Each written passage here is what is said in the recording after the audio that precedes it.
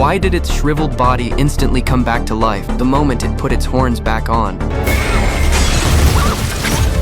Because this creature was the ancient evil god Garaka, and those horns were the source of its power. But 1,000 years ago, humans ripped the horns straight from its head, and a fire mage sealed it inside a brass orb. After changing hands countless times, the orb eventually ended up with the Ghostbusters. They thought locking it inside a vault would be enough, never realizing the seal had already begun to weaken. With the little supernatural power it had left, Garaka secretly took control of the ghost Melody, and ordered her to get close to one of the Ghostbusters. Eventually, she manipulated the girl into separating her soul from her body. I'm sorry. What? Now he can control you.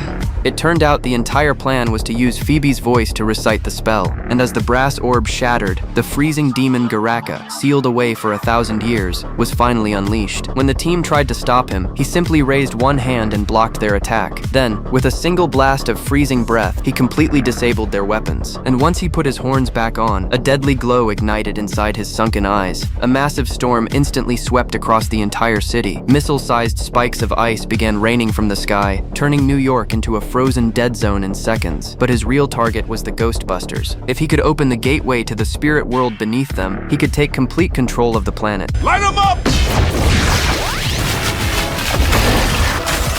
Unfortunately, their attacks didn't affect him at all. Garaka simply exhaled another wave of freezing air, and countless ice spikes suddenly erupted from the ground. They not only trapped every member of the Ghostbusters, but also forced open the gateway to the spirit world. Countless evil spirits immediately poured out in every direction. The human world instantly became their playground, and at the most desperate moment, Phoebe fired another high-powered proton stream at Garaka. The look in her eyes made it clear she was ready to go down with him, but Garaka simply unleashed another blast of freezing air, freezing both her and her proton weapon solid. But at the very last second, the ghost Melody ignited a tiny flame, and that single flame became the key to turning the battle around. In the hands of a descendant of the Fire Mage, it quickly transformed into a massive dragon. Roaring, it charged straight toward Garaka. Not only did it temporarily hold Garaka in place, it also freed the others from the ice spikes. Then, with everyone combining their power, Garaka was finally forced back into the barrier.